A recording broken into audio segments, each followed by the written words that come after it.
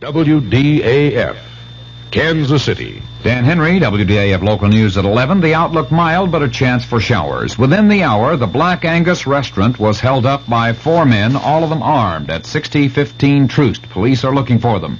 Operation Barrier was placed in effect in an attempt to apprehend 3 or 4 young men who held up the McDonald's restaurant at 28th and Prospect earlier.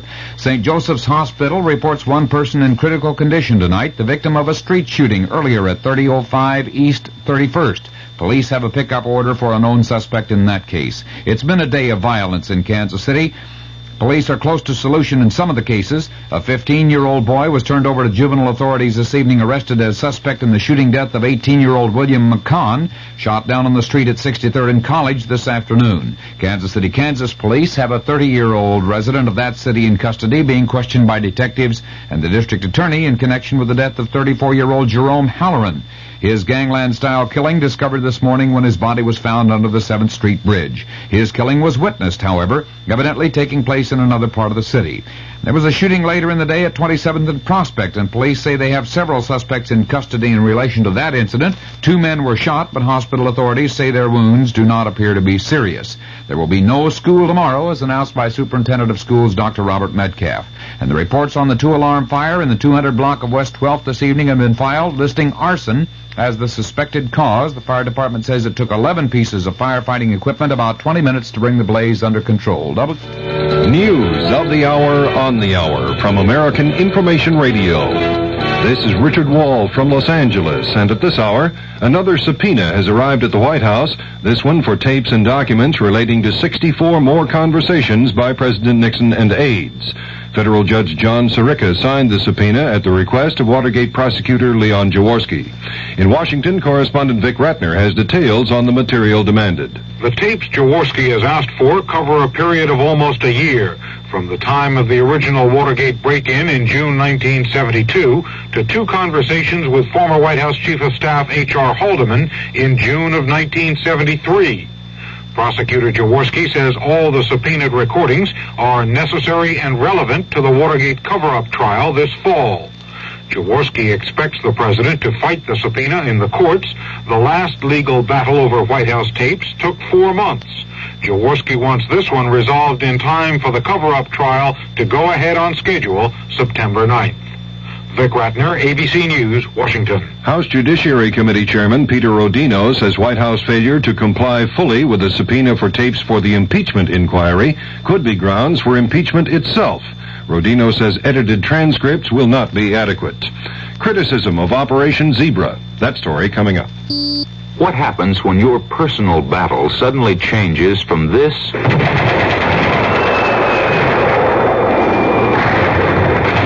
to this? Well, I realize you've spent the past 3 years on assignment in Asia, sir, but we just don't have any jobs right now that need that kind of training. Now, if you only had a diploma. Or this. Oh, what a mess. You must have gone 3 years without seeing a dentist. You have to do a root canal here and fill these 3. If you are a recent veteran, there are people just waiting to help you cope with the battles of civilian life. They are the representatives of your American Red Cross. Did you know that you are entitled to free VA dental care during your first year out of the service? Do you know what programs are available to help you complete your education or to find a better job?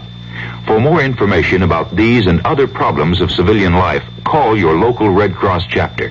Let the American Red Cross help with your personal battle. An official of the American Civil Liberties Union says the stop and search policy by San Francisco police in the hunt for the zebra killers is a racist outrage.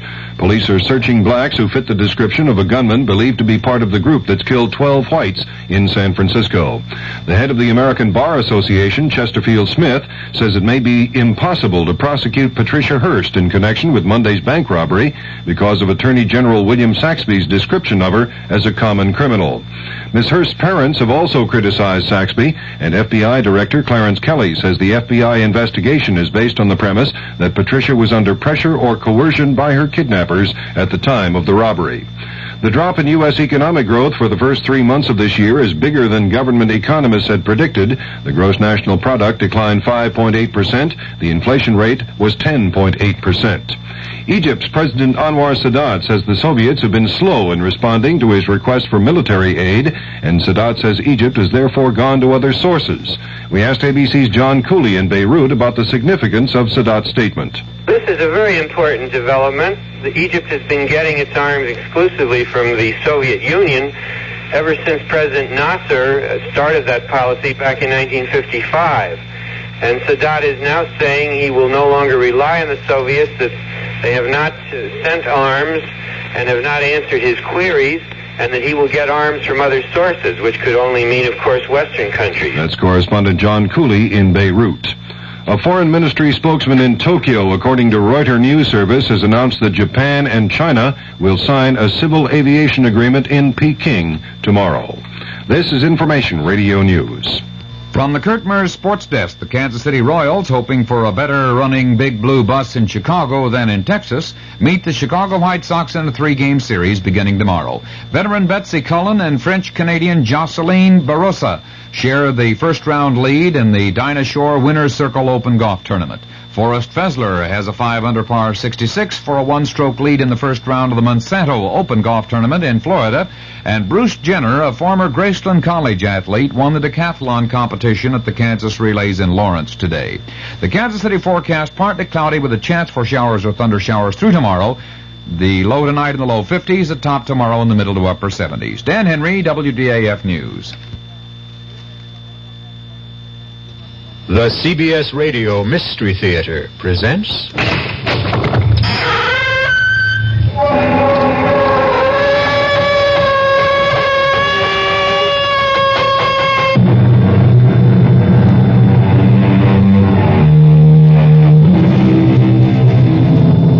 Come in.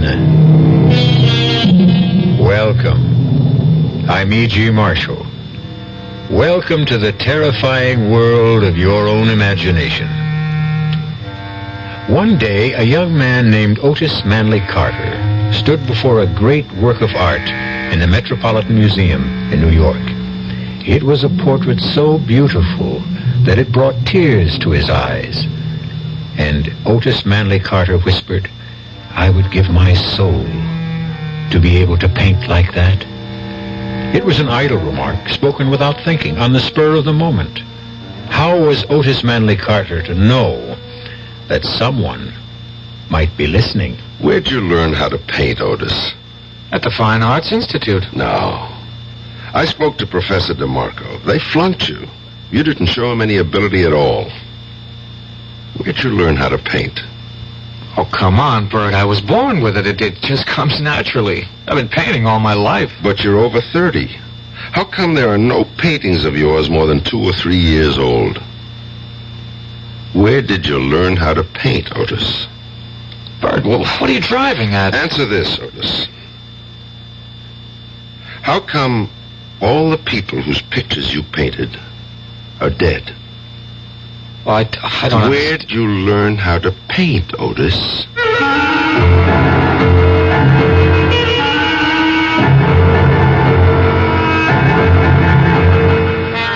Our mystery drama, A Portrait of Death, was written especially for the Mystery Theater by Sam Dan and stars Nat Polen.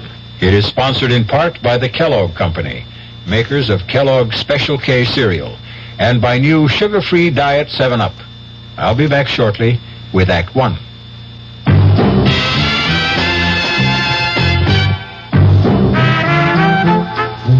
Some beer drinkers have funny ideas about beer.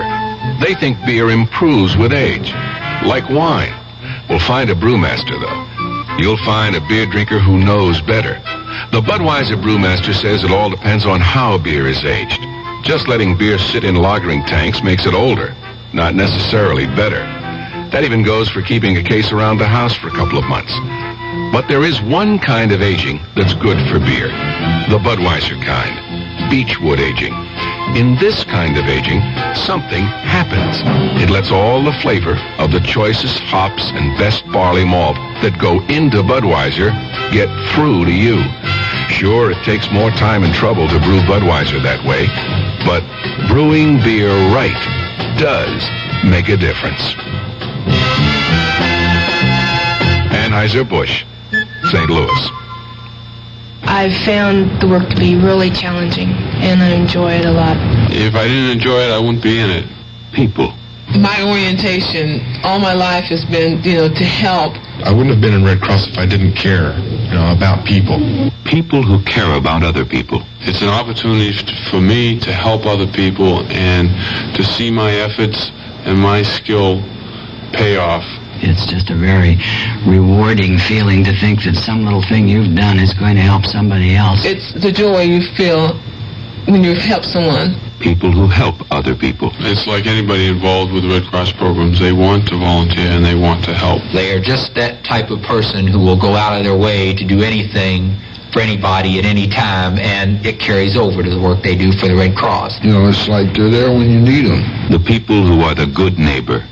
The American Red Cross. I think that anything you know in this world, if you don't use it when it's needed, what good is it?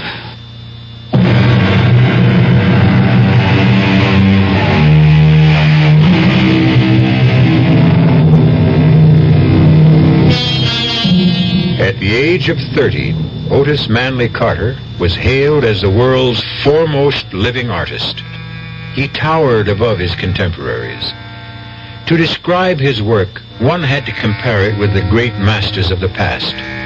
No one, painting today, could breathe life into a portrait to match Otis Manley Carter. And yet, just 1 week before his 31st birthday, Otis made the announcement that would stun the civilized world. He was finished with art. Never again would his brush touch paint to canvas. He would neither amplify his statement nor answer questions. He simply disappeared, and only 2 people in all the world knew the reason why. One, of course, was Otis himself. The other was a detective on the New York City police force, Sergeant Bert Dennison. Bert, what are you doing? Just having a cup of coffee. We'll be late. Late? All I gotta do is put on my jacket, and that takes all of 15 seconds. I'm just so nervous. Why? Why? Do you know who's going to be there tonight? Well, sure. The governor, the mayor, celebrities, the news media, the critics. Lucy, I'm impressed. After all, the showing of a new portrait by Otis Manley Carter has the same impact as the World Series or a Super Bowl or a heavyweight champion fight. If you put brown sugar in coffee, do you save calories? Do you realize, Bert, that you and I are going to be sharing the spotlight with Otis? Well, you will, that's for sure. Oh, Bert, what does he see in me? Oh, come on, honey. No, I mean it. Well, let's see. You're pretty. Well, I'm not beautiful. And you're smart. But I'm not brilliant. What can I tell you? He's an artist. All artists are crazy. But the most fascinating women in the world are ready to throw themselves at his feet. Sis, you're pretty fascinating yourself. Thanks to you, Bert. Thanks to me? You sent me through college, and there were the trips to Europe. Well, I had to shape you up before I could marry you off. And it looks like you got yourself the grand prize, the great Otis Manley Carter. Oh, Bert, I want you to like him. Oh, I like him. He's so sweet, so kind. Except? What do you mean, except? Well, except every time he paints somebody's picture, it seems to me that person dies. What are you talking about? Now, tonight's portrait, that actress, Lila Beaumont, she just died suddenly, didn't she? But what does that have to do with... And in the last 5 years, he painted 4 other women. Not one of those women is alive today. Did you know that? No, I didn't know that. May I ask you how you knew that? I checked Mr. Otis Carter out. World-famous artist or not, I ran him through the ringer. Do you mean you actually investigated Do you Otis? think I'd let you marry him if I didn't? Oh, honestly, I don't know anyone who lives his job 24 hours a day. You never forget you're a policeman. I'm supposed to be on duty 24 hours a day, otherwise I'm cheating the taxpayers. Well, What are you trying to imply about Otis? Nothing. Nothing at all. Just an observation. Idle observation. Oh,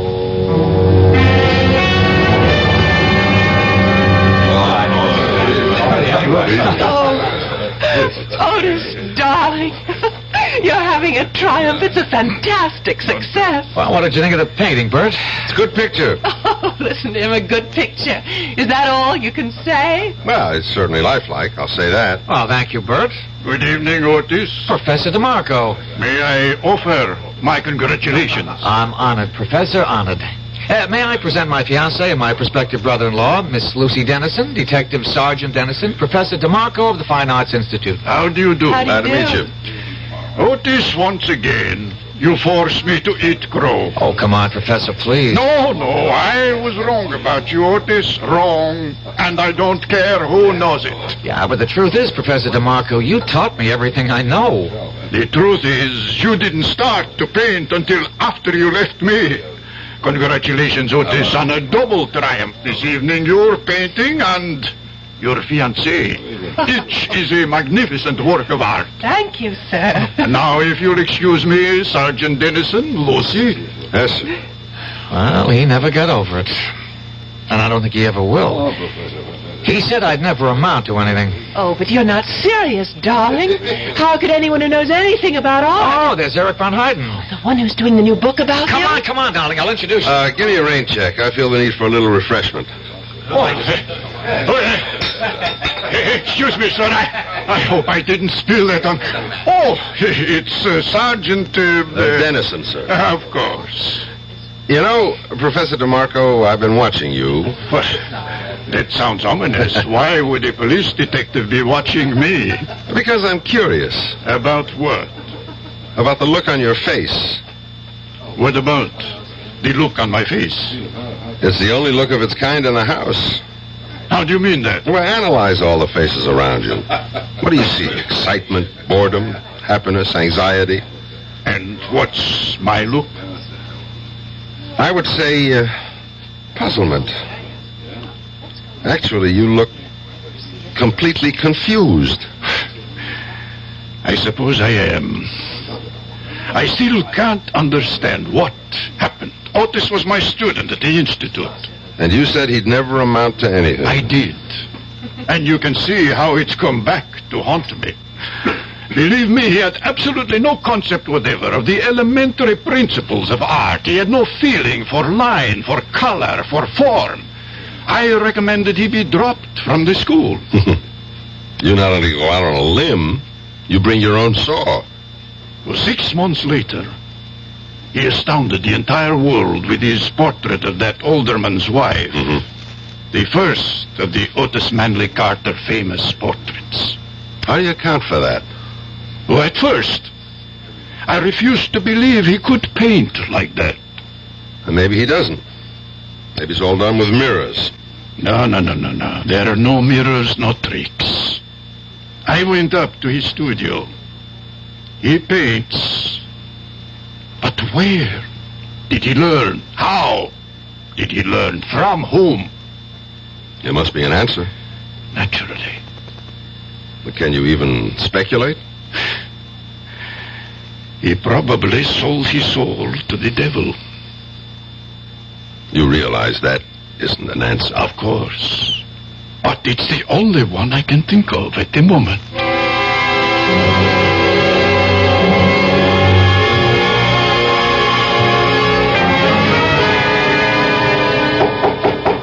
Come in.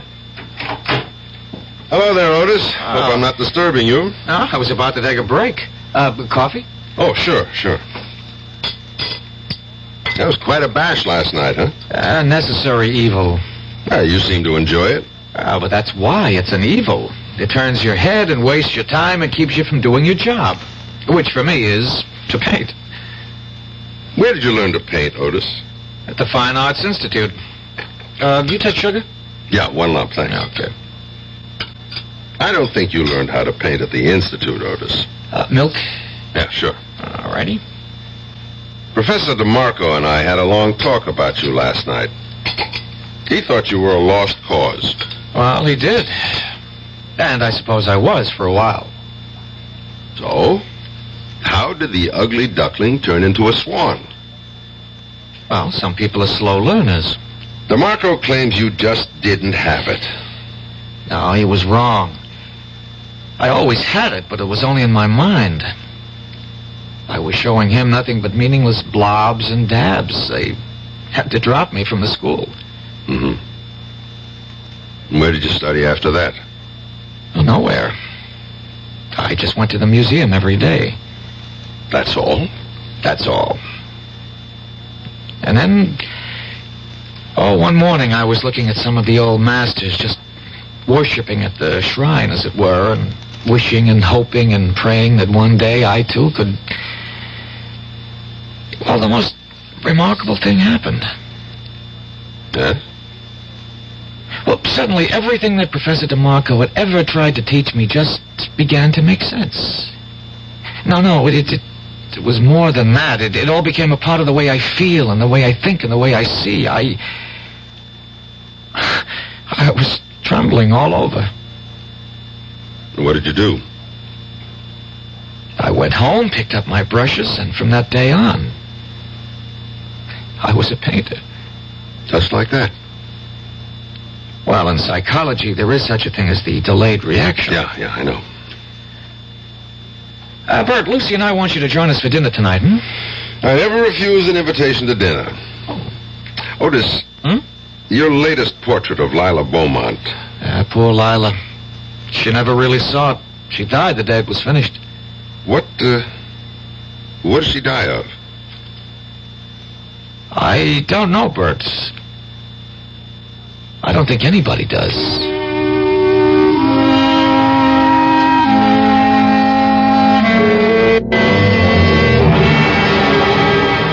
Sergeant, I wasn't a regular physician. Who was, Doctor?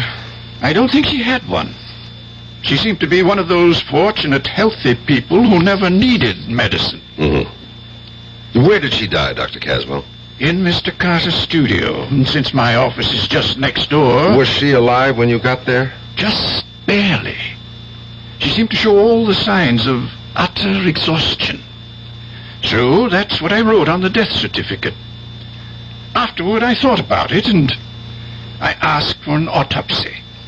Why? I simply couldn't believe it. What did the autopsy reveal? Nothing. I was right in the first place. But I still don't believe it. Again, why? Well, how could she change so radically in such a short time? What do you mean by change? Have you seen the portrait Carter painted of her? Yes, It's just brimming with robust good health. It's exactly how she looked. Just about 2 months before she died, I saw her get out of the cab that first time she came to Carter's studio. And? 2 months later, I was shocked. Why? As I said, I'd never witnessed such a rapid decline. She was losing a lot of weight. Her color was gone. She looked so tired. What did you think was happening? I didn't know what to think. I decided to speak to Otis. After all, I knew him when he was just a starving young artist. One morning, I walked up to his studio.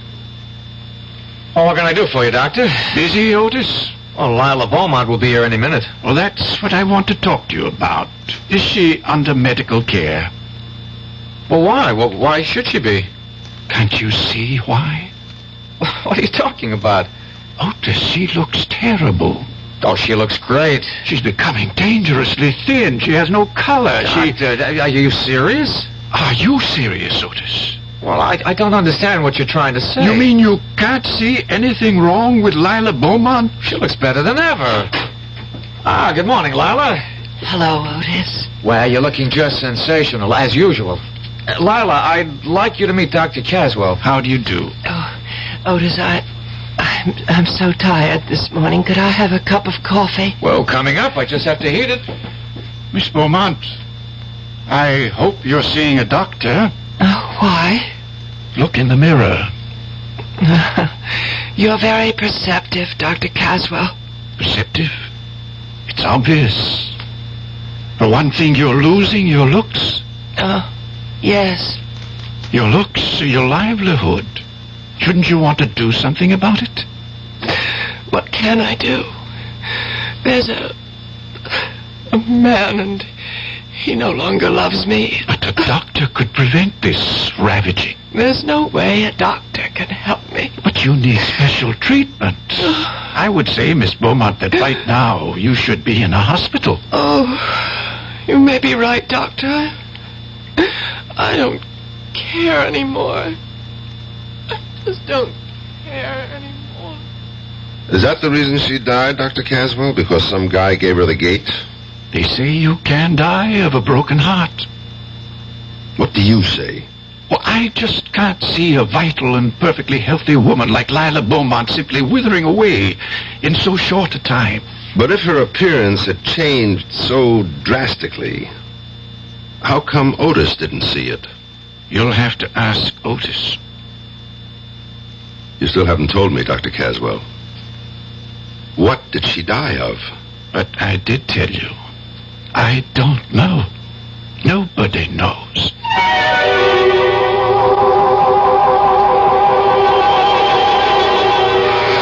Well, what did she die of? And what, if anything, can it have to do with Otis Manley Carter? Detective Sergeant Dennison has a nagging, indefinable feeling. That's just the trouble. In most of the murder cases Bert has solved, the solution always began with a nagging, indefinable feeling. We'll see where this feeling leads when I return shortly with Act 2. And now another story of the ball and chain as Kellogg's Special K presents Veronica and Jack. Oh, Jeffrey, isn't this romantic? Out in a quiet lake at night with you rowing the boat. Yes, Veronica, it's really neat. Jeffrey, what was that? Frogs. Frogs that go bonk? They're pretty weird frogs. Oh, Jeffrey, you're such a card. You have a ball and chain, like the ones they use in those Special K commercials. Yes, Veronica, it symbolizes my few pounds of extra weight. But I'm going to get rid of it. How? By exercising. You know, like rowing this boat and eating smart at every meal, starting with a Special K breakfast. You mean a 1-ounce bowl of high-protein Special K, 4 ounces of skim milk, orange juice, and coffee? Precisely. It's less than 240 calories, and it tastes delicious. It'll help me get rid of this ball and chain. I'll help too, Jeff. After all, we're all in the same boat. You have a ball and chain, too. Your happy ending could begin with the Special K breakfast from Kellogg's. The Veterans Administration helps people in little ways. A veteran, let's say, is trying to get an appointment. He's filed to go to school under the GI Bill. He's not getting any money, but he's entitled. Well, what's wrong with writing a letter saying that under the law, this man is entitled to receive $220 a month for attending school on a full-time basis? Believe it or not, he can take that letter with the little job, take it to the real estate people, and because he has an additional income of $220, although he isn't receiving it, it makes his chances of getting that apartment much better. And this is what I mean about the little things. Going beyond the duty every once in a while. Just go a little bit out of your way to help someone. That's my philosophy. To me, these are little things, but big things to that person. A big thing to that person. At VA, we try a little harder to help.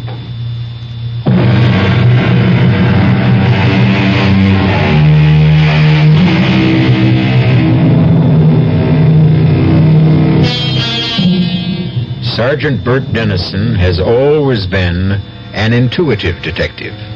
He trusted his instincts. He played his hunches. He followed his theories wherever they led him, usually to the right answer. But this time, he has absolutely no idea of how to arrive at the answer. As a matter of fact, at this point, he can't even formulate the question. You really should skip dessert, Bert. I'll only have one helping. Well, do you want to tell him, Lucy? No, darling, I think you should be the one. Somebody's supposed to tell me something? I hope the wedding hasn't been canceled. Oh, no, Bert. Sunday, right on schedule. Otis has something to say to you, Bert. We have a wedding gift for you, Bert. Me? Why? I'm not getting married. Well, that's why you need a gift. Now, on Sunday, Lucy is leaving your house forever. Ooh, that sounds kind of stuffy, doesn't it? Keep going, darling. You're doing fine. And so, therefore, to make sure you never forget what she looks like... How can I forget what she Please, looks like? Bert, don't interrupt. We decided that I would paint a portrait of Lucy and present it to you. Isn't that wonderful? Can you imagine that you're going to own an original Otis Manley Carter? Yeah, but, Well, what is it? well, these things are valuable. You just can't afford $1 million couldn't buy all the wonderful things you did for your sister, and I'm grateful. Bert, what's on your mind? Well, isn't it bad luck for an artist to paint a picture of his own wife? Oh, now, where did you ever hear that? They all did it. Bert, something is bothering you. Yeah, well, I might as well say it. I don't want to hurt your feelings, but I couldn't accept the gift. Bert! Why? I just can't explain it. Otis, you want to give me a gift I'd really like? Of course. Well, just promise me you'll never paint a picture of Lucy. Never. Now, what kind of I'm nonsense... asking him, Lucy.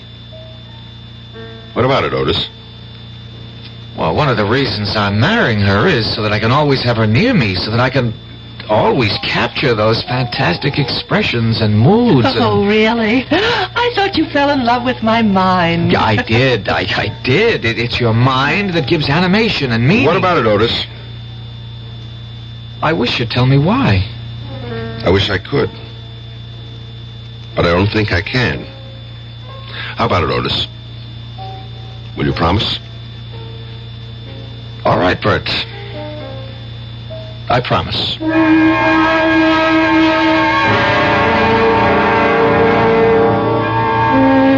Homicide, Lieutenant Callahan. Oh, nothing, dear. Just sitting around. Nobody, just Bert Dennison. Oh, no. He used to be a million laughs. He isn't anymore. Just stares into space all day. That's all. All right, I'll tell him. You ought to get married, Bert. Puts a little zing in your life. And now that your sister's gone, you've got no excuse. Why don't you get off my back? Jenny was downtown this morning. She told me she ran into your sister. I'll even buy your... What did you say? Jenny saw your sister Lucy in one of the stores. She couldn't have seen my sister. Lucy and Otis are on a trip to Mexico. See? You don't know everything. Maybe they came back. As a matter of fact, maybe that's why they came back. What are you talking about? Jenny said Lucy didn't look too good. She what? Hey, Bert, where you going?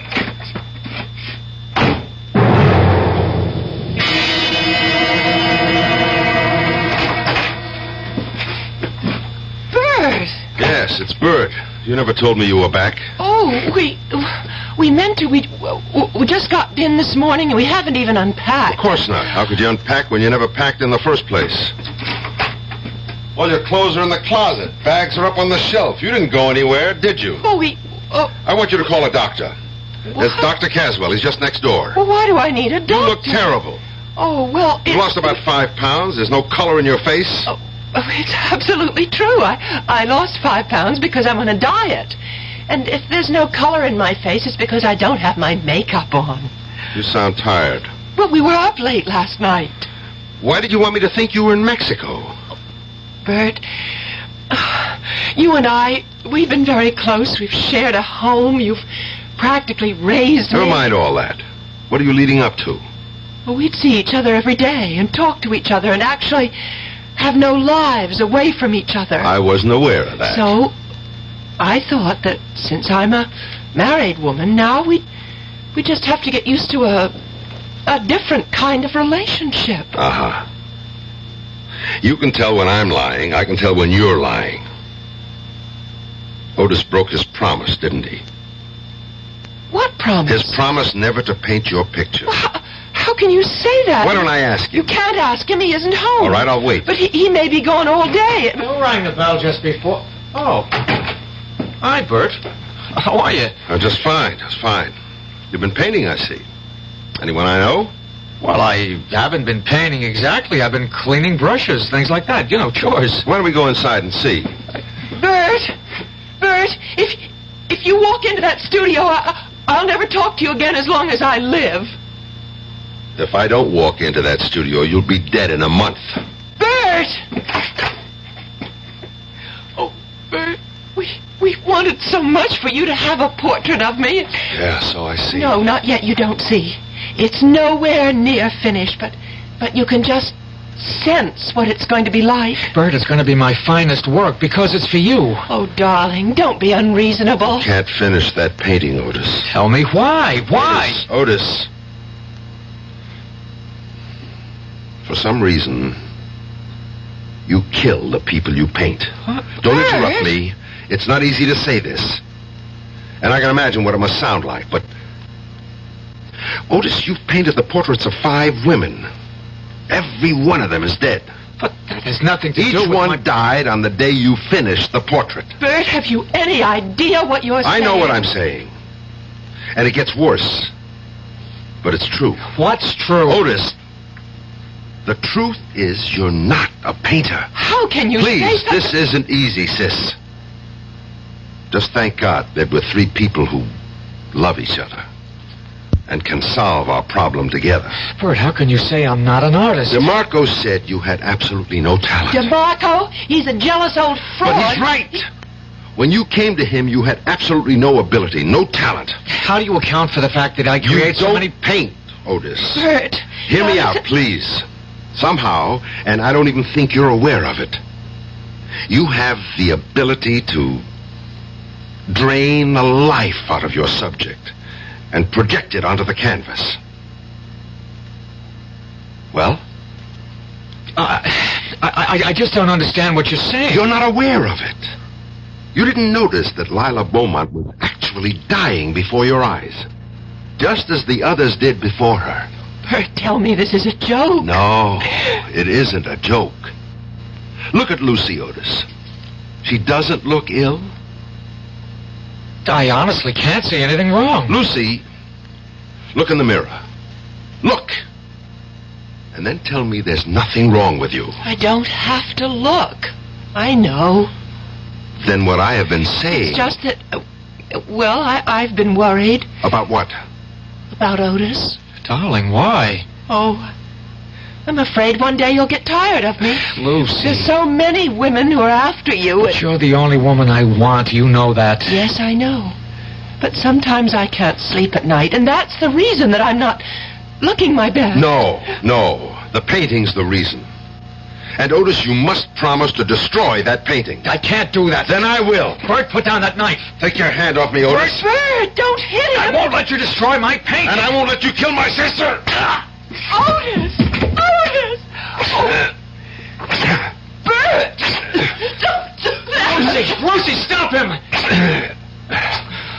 That takes care of that. Bert, you're crazy. Get up, Otis. I didn't hit you that hard. Look at what you did to my painting. Do you know what you've done? Yes, I destroyed the canvas. And look at your wife. Look at yourself, Lucy. Your color is back. Bert, you're a fool. If my color is back, it's because I'm furious. No, you've got your old vitality and strength. You'll be all right now, Lucy. Bert! There's really nothing we can talk about. I did what I had to do. And now let's forget it. Except for one thing, Otis. Promise me your word of honor that you'll never try to paint Lucy's portrait again. But I can't I'll put it this way, Otis. If you ever try to paint her portrait, I'll kill you.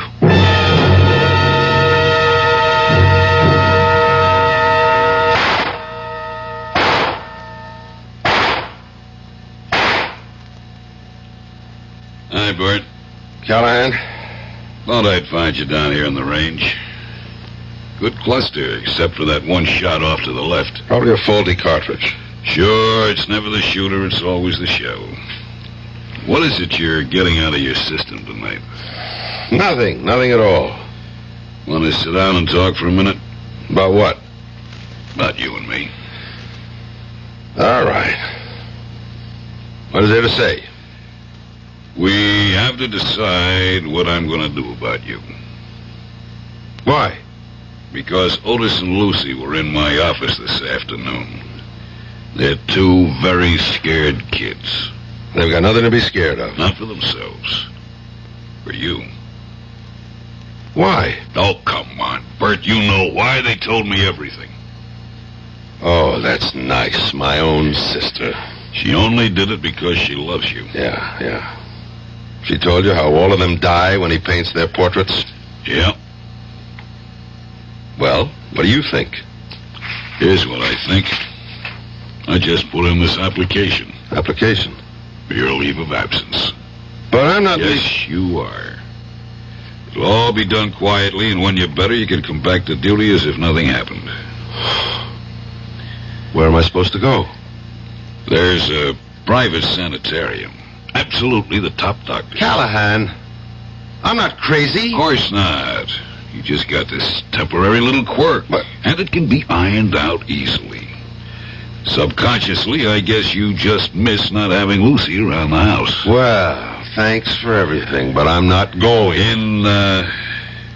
In light of what happened in the studio this morning, I'm afraid your choices are limited. Callahan! Is it the quiet, private sanitarium, or do we have to put you into the city hospital for observation? Callahan, what are you telling me? I'm telling you to hand over your revolver.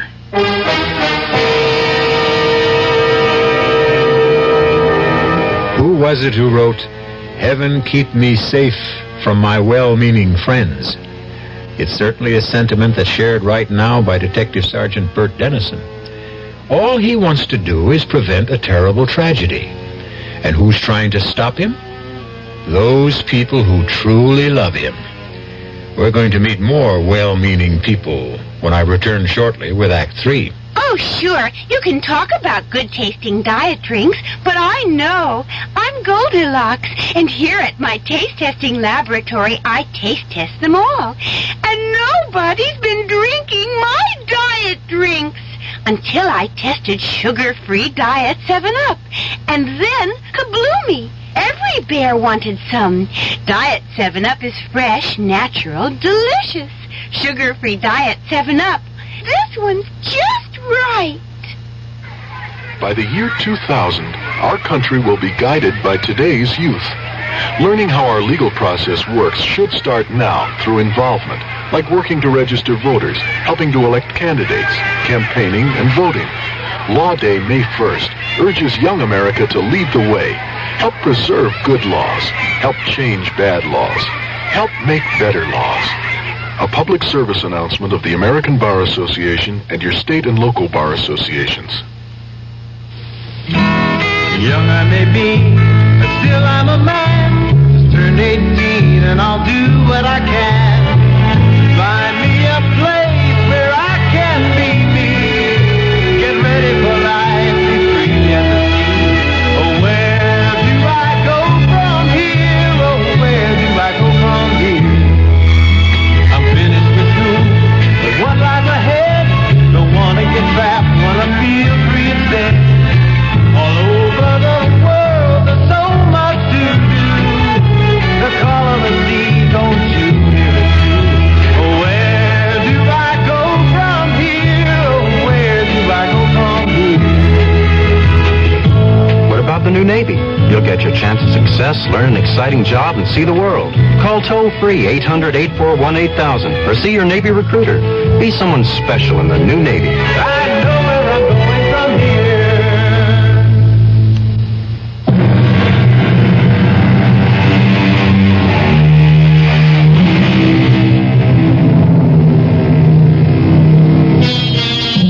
The best mirror is the face of an old friend. Sergeant Dennison stares at Lieutenant Callahan. Stares at the look on Callahan's face. It's a strange look. A look that's a mixture of pity, concern, and fear. And suddenly Dennison realizes that this must be the same look that showed so often when he knew he had to arrest a suspect who might turn out to be criminally insane. I have to have your service revolver, Bert. You want to put the cuffs on me too, Callahan? Cut it out. Why not? It's a pinch, isn't it? It's nothing of the sort, and you know it. Now, look. Let's go to your apartment, pick up some stuff, and I'll drive you to this place myself. Tell me something, Callahan. Don't you want to hear my side of it? Bert, you slugged your brother-in-law, you slashed the painting. So? That's violence. You and me, we never used violence in the line of duty? Justified force. Slice it any way. Why am I wrong this time? Because what you say is crazy. Callahan, you and me, we're not the new breed of college cops who know everything, but still we're very careful about that word crazy. You mean you really believe Otis kills people by painting their portraits? Yeah. Quit fighting me. Work with me. How? Let's go out and get some expert testimony.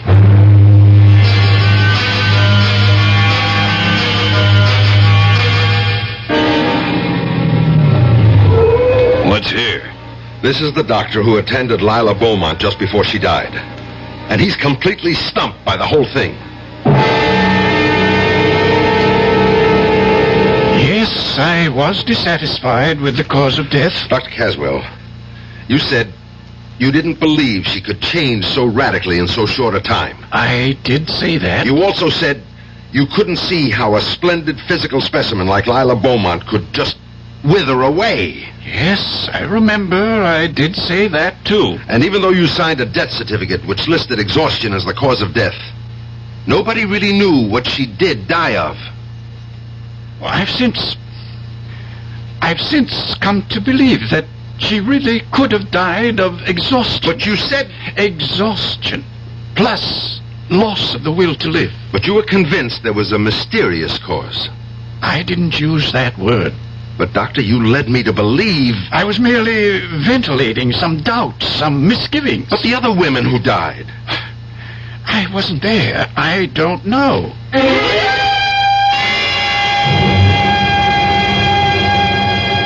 You told me, Professor DeMarco, that Otis had no concept of the basic principles of art. I did. No feeling for line, form, color. I think I said something like that. And since those things can't be learned, there was no way he could become a painter. Oh, it's a relative thing. Well, you even went so far as to say the only way he could have learned them was if he'd sold his soul to the devil. That was a figure of speech. He never did learn to be a painter. Something happened. He found a way, or was given a way, who knows, to draw the vital essence from a living thing and put it on canvas. I don't think I could agree with... I can prove it. Look at everything he's done. He's never painted an inanimate object, just the face, the body, but no clothes, no furniture, no jewels, no decorations. I'm sorry if I gave you the wrong impression. Maybe I was jealous. Jealous of what? You said he had no talent. Maybe that was a lie I told myself. Maybe I resented his youth, his promise. After all, I never fulfilled mine. Yeah, sure. And besides, you really don't want to be remembered as the art teacher who flunked Otis Manley Carter. I guess that's the simple answer. I wish there were such a thing as a simple answer.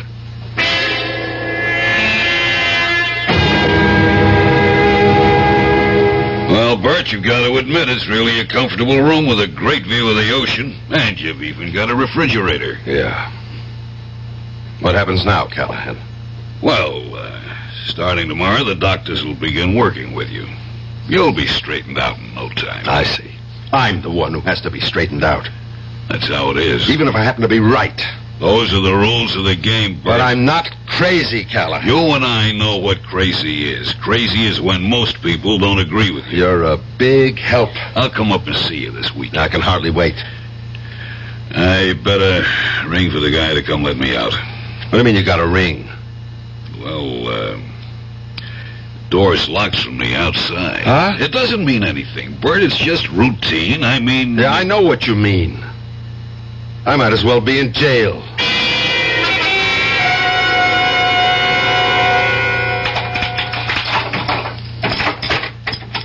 You wanted something, Sergeant? Yeah, Jerry. How can I make a phone call? You can't. What do you mean I can't?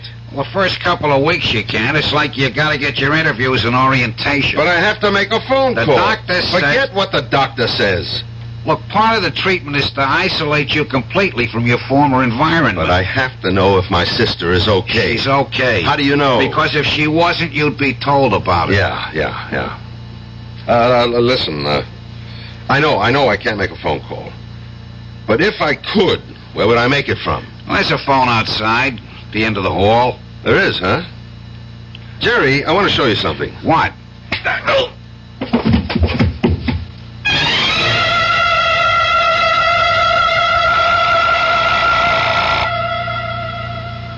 Come on, Lucy. Answer it. Answer it. Hello? Lucy. What? Lucy. Yes, I'm Lucy. Who's this? It's me, Bert. Who? Bert. No, Bert isn't here. Could you call back later? Lucy! Oh, my good Lord.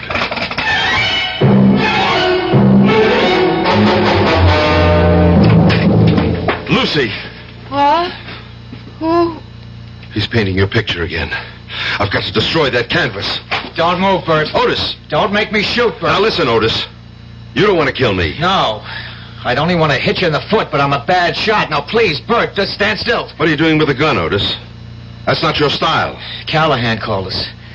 He said you'd broken out of the sanitarium. He wants me to phone him if you show up here. You're killing Lucy.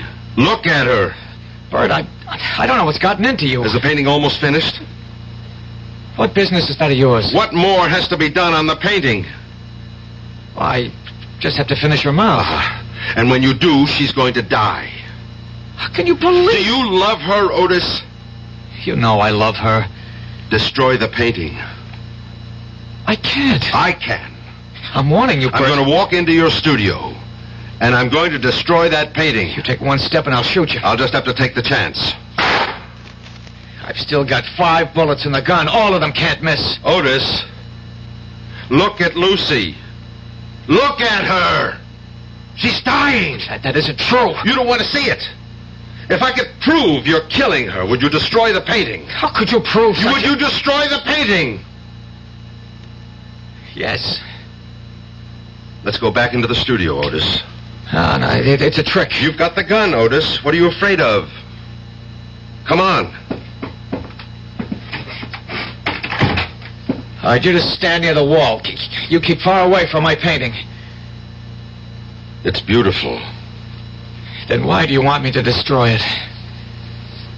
Because it is Lucy. What did you bring me in here to prove? That you kill a living thing when you paint it.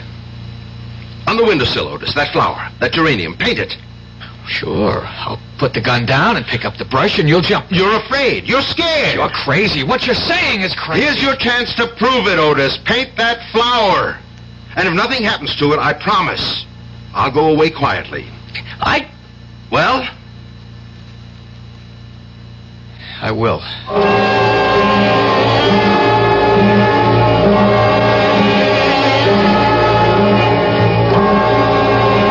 Now there. It's a quick sketch. How do you like it? It's beautiful. All right, now look at the windowsill. Look at the geranium. Go on, look at the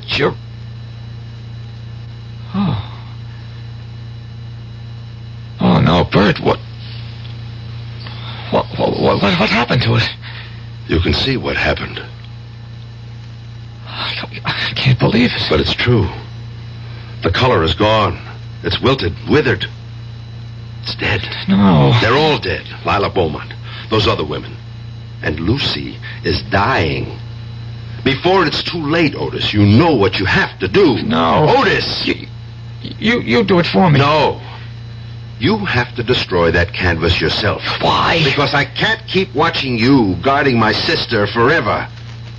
You have to put an end to it yourself. I promise I won't paint Lucy. You must never paint anybody. I don't know if I can give it up. But you're not really a painter, Otis. Somehow you stumbled into some sort of mysterious power. And now you've got to give it up. Destroy the painting. I'll go back to Lucy. How do you know I just won't finish it? How can you trust me? I trust you. I trust you because you love Lucy.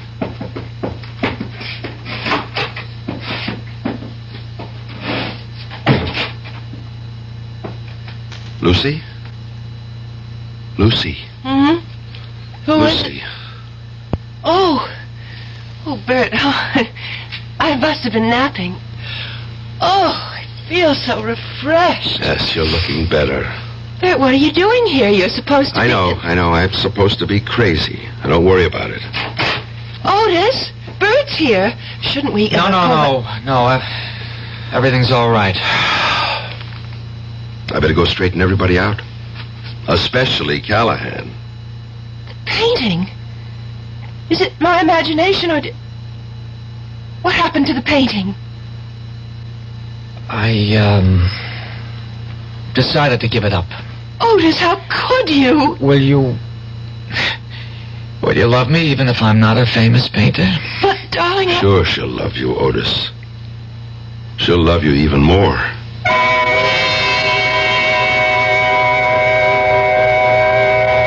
She'll love you even more.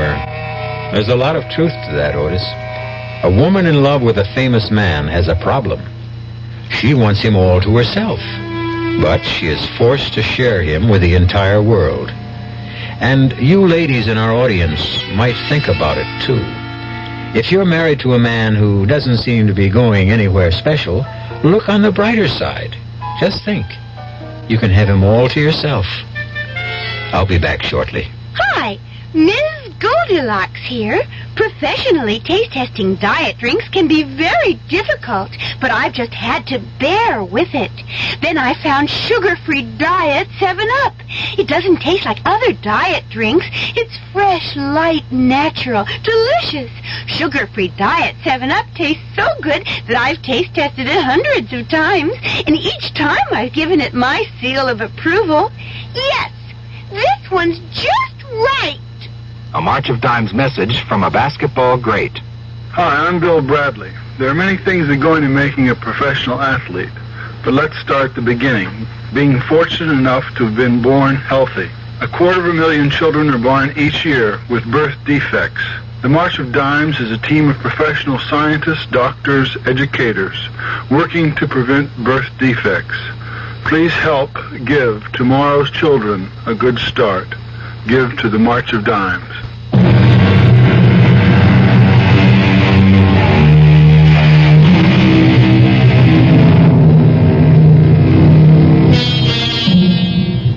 What killed those women? A coincidence of real and fancied illness?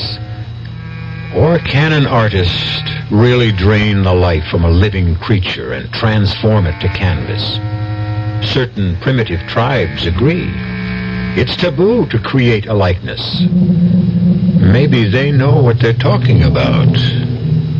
Our cast included Nat Polan, Marion Seldes, Jack Grimes, Jackson Beck, and Roger DeKoven. The entire production was under the direction of Hyman Brown. And now, a preview of our next tale. I told you I burned it. And you know that's a fairy tale that no one will believe. I don't care whether you believe it or not. Now, are you coming with me?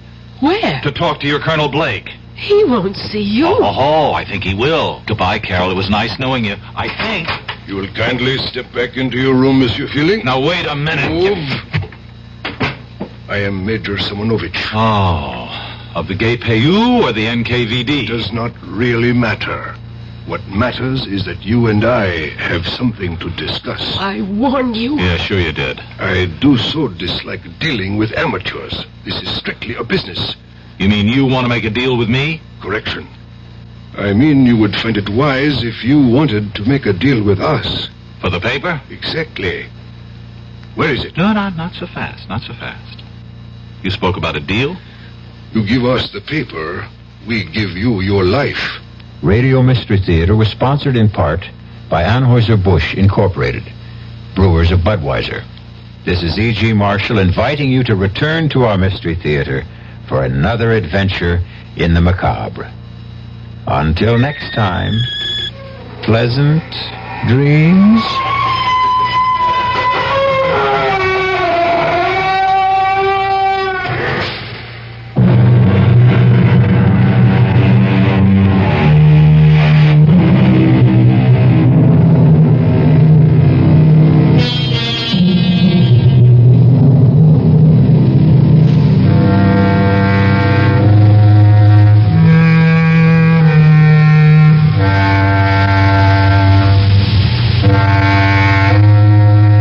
WDAF, Kansas City.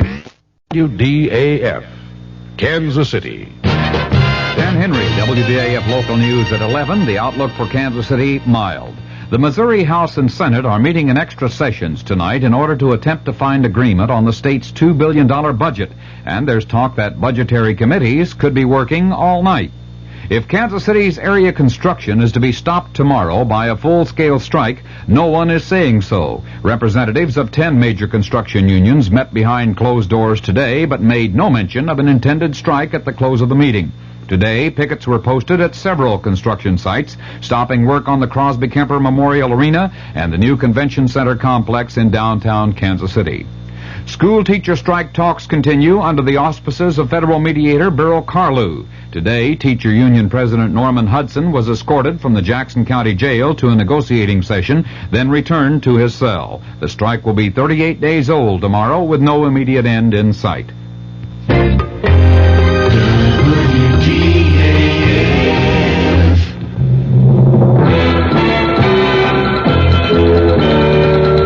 News of the hour on the hour from American Information Radio.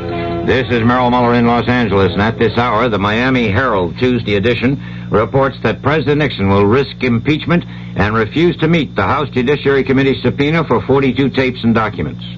The Miami Herald quotes an unnamed Republican source as saying the president is ignoring the advice of Republican leaders because he's confident of winning a Senate trial.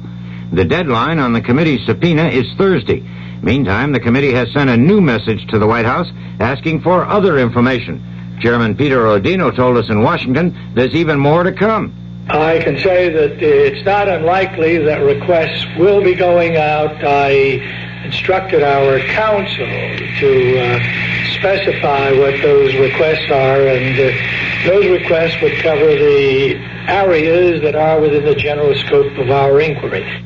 But Chairman Rodino also emphasized that future requests on the White House will have to be approved by the entire House Judiciary Committee. Democratic governors and congressmen talk of tax cuts.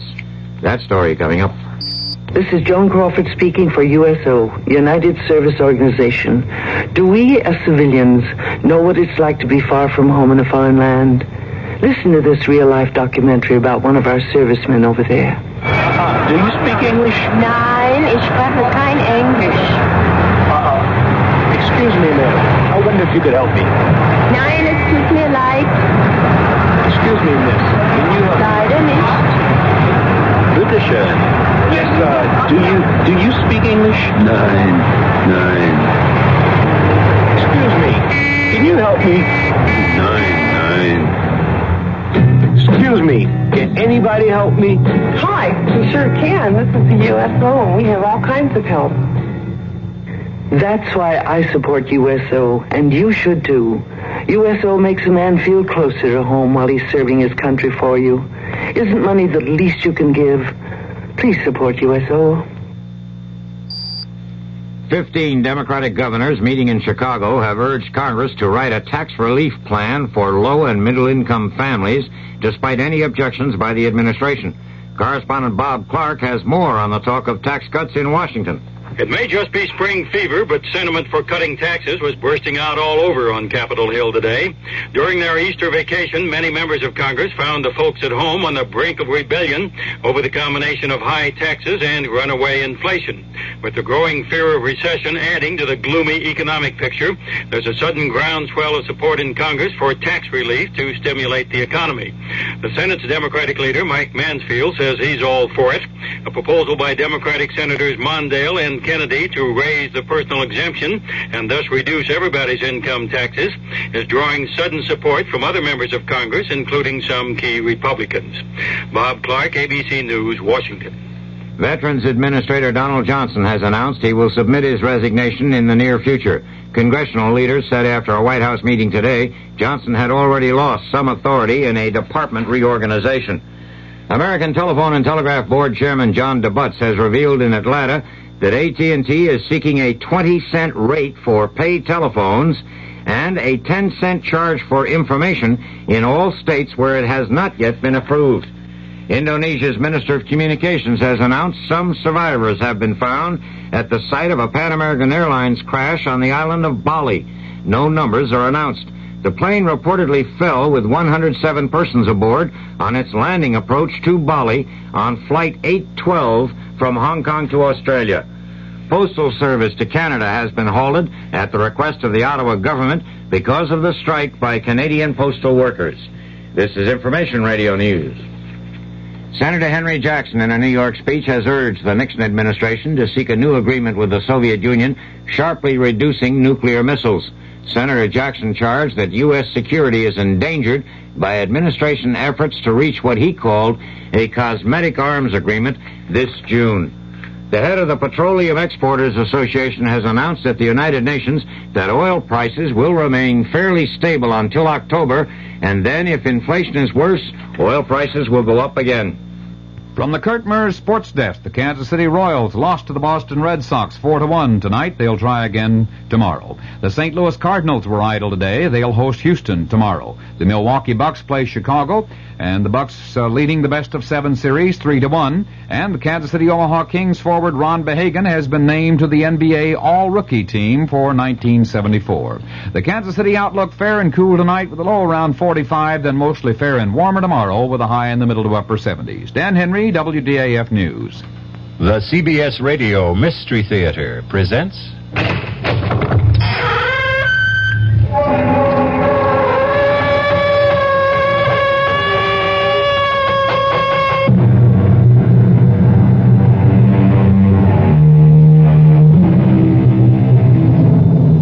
Come in.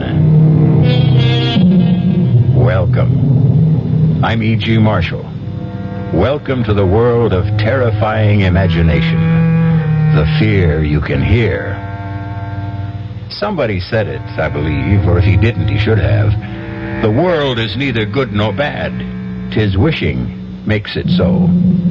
Our story is about a fey, elfin young woman who made her own world and who had a disturbing and fateful capacity to make her dreams come true. Not always in exactly the fashion or the dimension she wished for. I'm warning you, you stop hanging on to me, Marge. I got to, Tom. You just can't do it to us anymore. Just lay off of me. Tom, you can't do this again. And I got the luck tonight. I can feel it all going for me. The way you always feel. Please. Marge, let go. You want to put the whammy on me? I said... Tom, you... Let go. Marge, I didn't mean to push it. Oh, Lord.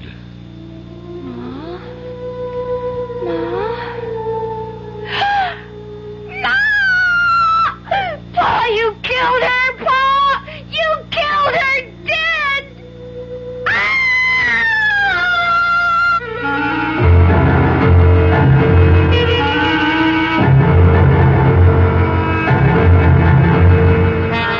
Our mystery drama, The Wishing Stone, was written especially for the Mystery Theater by Ian Martin and stars Clarice Blackburn and William Prince.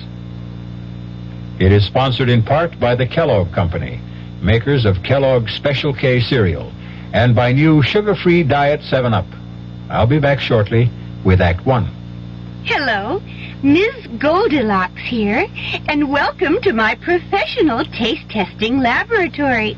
Oh, Papa Bear, could you bring that case of sugar-free Diet 7-Up over here? Another case? Miss Goldilocks, you're drinking this sugar-free Diet 7-Up like there's no tomorrow. You can't still be taste testing it. Oh, no, Papa Bear. Sugar-free Diet 7-Up has already earned my seal of approval. It's fresh, light, natural, delicious. I drink it because I love its taste. Now hurry up. Okay, here. This sugar-free Diet 7-Up really tastes delicious. Ladies, if you're tired of switching from one diet drink to another, take some advice from Ms. Goldilocks. Try sugar-free Diet 7-Up and you'll say, yes, this one's just right. I'll bear witness to that, Goldie.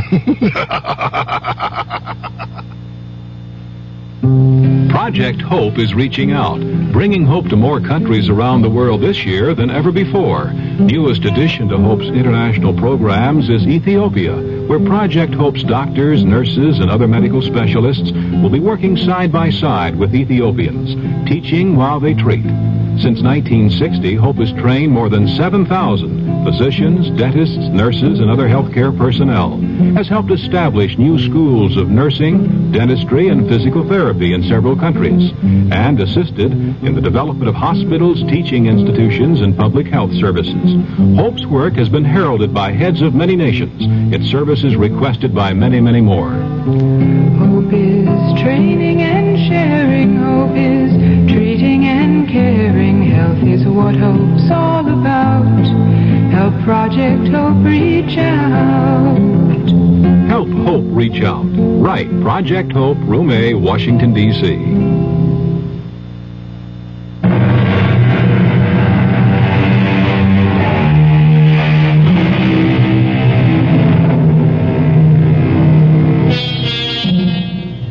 We are such stuff as dreams are made on, and our little life is rounded with a sleep. That quote is definitely Mr. Shakespeare's. But our little life is equally founded, and sometimes confounded, on dreams, like the bad one Jenny Coulter had a few moments ago, and for which, fortunately, there is present comfort in the person of her mother, and in turn, her brother, Judd. Jenny, you all right? It's you, Ma. You. Oh, you all right? Well, I'm fine, honey. What'd you have, a bad dream? I suppose.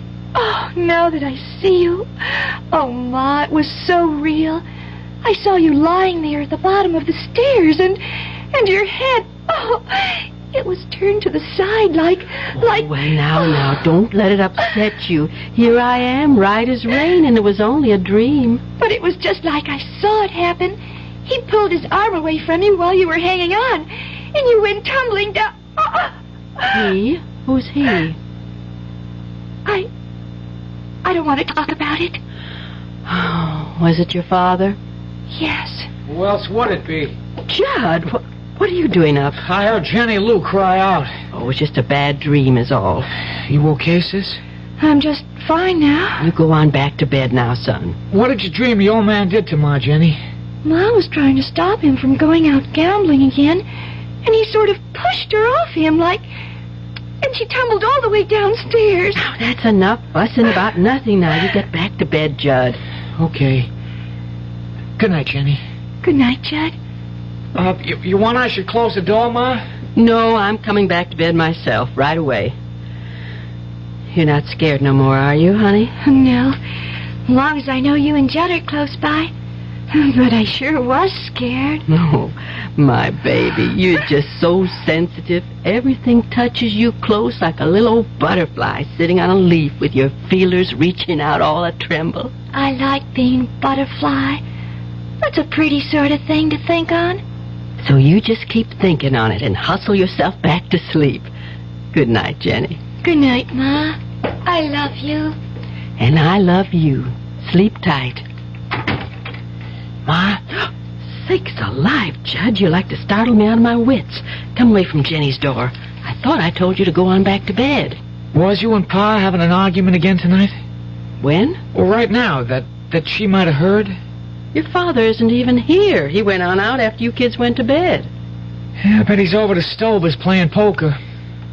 Oh, Tom don't mean what he does. He's sick. Yeah, and so am I. I'm sick of him.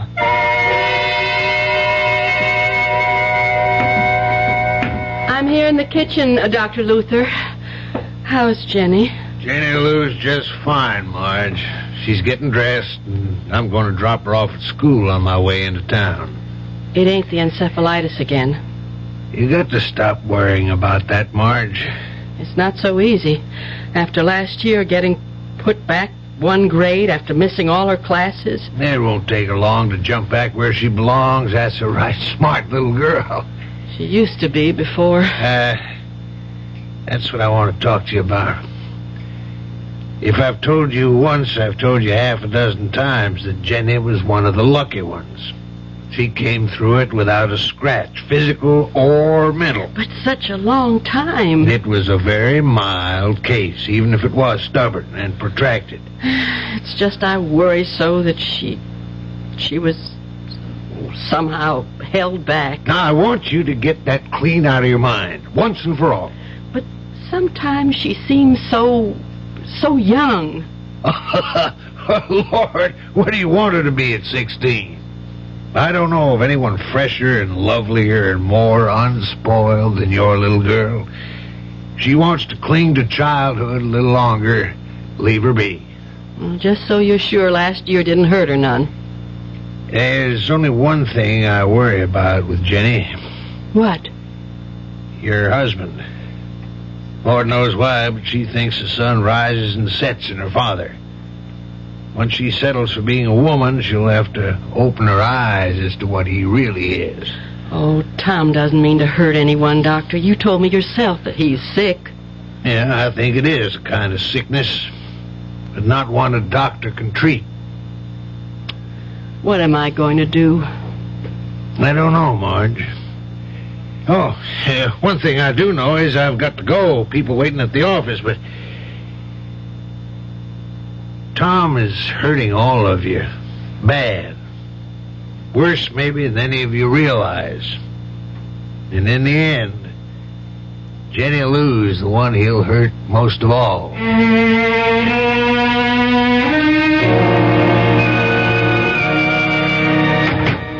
Judd, that you? Oh, yeah, Ma. Is Jenny with you? Well, no, Ma. Oh, where you been? Baseball practice. Well, why'd you think Jenny was with me? 'Cause she didn't come home after school. Judd, it isn't like her to just take off. You don't suppose she... Well, she what, Ma? That dream shook her up. And Tom and me had another bad set to this morning. She wouldn't run away. Jenny? From us? No way. Well, she was sort of strange when she left this morning with Dr. Luther. Kind of, I don't know, excited as if she had some secret plan. You know how she gets. Secret? Yeah. I bet I know where she is. Where? Well, I can't tell you. I mean, it's her own secret place. Well, the only reason I know about it is I was out rabbit hunting one day and I stumbled across it. She goes there to bird watch and, well, just to be alone, I guess. Now, she made me promise I'd never tell just where. I'll bring her home.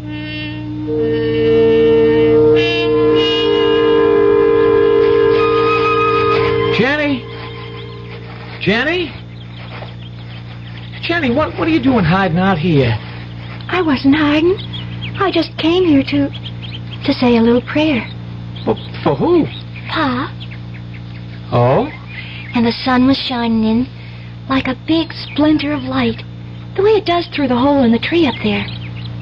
Remember how I always used to think when we was little kids that it was God stretching down his hand to touch us? Yeah, it was a long time ago. Don't say that, because he is there. He was here today. Leastways, one of his angels was. What? I was kneeling and looking up into the sun, and all of a sudden, the birds was all still, and the whole hidey-hole here filled up with golden light that sparkled and spun. And right over there, he was standing. Who? Him, the angel of the Lord. And I could feel him all around me, in me, warm and kind, so kind. Then he touched my hand and smiled and just faded away. And then I looked in my hand and I saw it. Oh, wait, I didn't lose it. Oh, no, here. This is what I found in my hand. Well, let's see. Well, what is it? It's a conjure stone, all gold and shiny. A stone I can wish on. The angel said that? He didn't have to. I heard the words inside me. You can wish on this, Jenny. You can have anything you want in the whole wide world. You just don't believe this is a wishing stone, Ma, do you? Jenny, right to the moment, I just gotta say I'm so fussed and fumed about dinner being ready and you kids not, and your father ain't home, I can't hardly think straight about... Oh, Lordy, if my biscuits have risen, we're just gonna have to sit and eat without Tom. Jenny, don't bother Ma right now. I just want to try my wishing stone. Wish something nice for her. Well, let's just hold up for a better time. I could wish Pa to hurry home, so we wouldn't have to wait. I don't want to wait none at all. I got a math test tomorrow. I just gotta pass or I don't make the ball team, and I need every minute to study.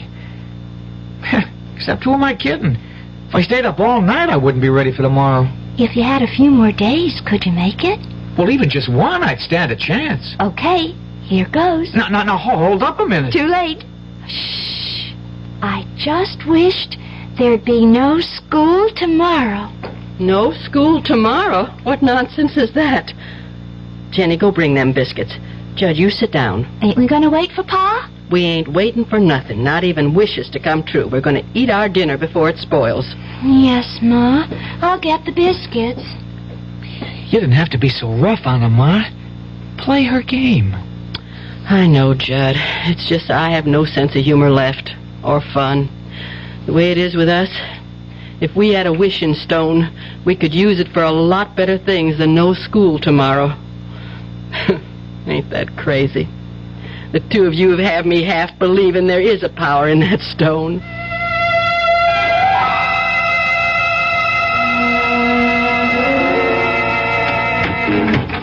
Hi, March. Tom? Where are the kids? As if you care. Gone to bed. Where have you been? What was the action tonight? Bingo? Horses? Pool?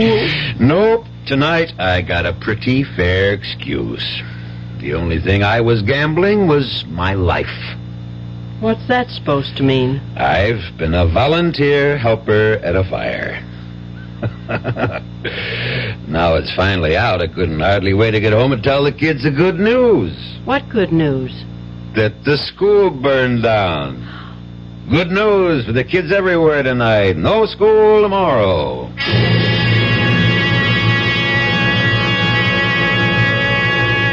Is there any other catastrophe in the world that carries with it an equal amount of joy than a school burning down? But this time, is it chance or is some supernatural force, sinister or benign, at play? We're going to find out that this simple phenomenon, or happenstance, is a great deal more than sheer coincidence when we return in a few moments with Act 2. Some research experts say you can't taste the difference between beers. Well, if they're right, then Anheuser-Busch wastes a barrel of time Beechwood aging Budweiser. Only they don't think so. Brewing beer right does make a difference. And they're betting a bundle that you can taste the difference in Bud. When it comes to brewing Budweiser, the Anheuser-Busch choice is to go all the way, because they still care about quality.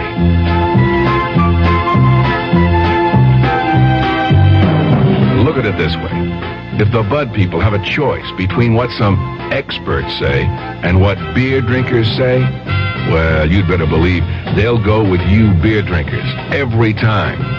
When you say Budweiser, you've said it all. Anheuser-Busch, St. Louis. Don't let anyone con you into thinking it's wrong to turn in a heroin pusher. You're not ratting. You're doing your part to wipe out one of the most insidious epidemics racking our country today. So don't let anyone kid you. If you really care about the quality of life, if you really care about improving society, you'll do everything you can to get the heroin pusher off the street and into jail where he belongs. If you have information about a drug pusher, use the heroin hotline. The number is 800-368-5363. That's toll-free from anywhere in the country. The number again is 800-368-5363. 5363. A trained operator will answer your call, take your information, and pass it on to experienced federal agents who will investigate.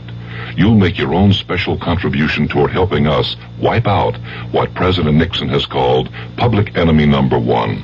Call 800-368-5363.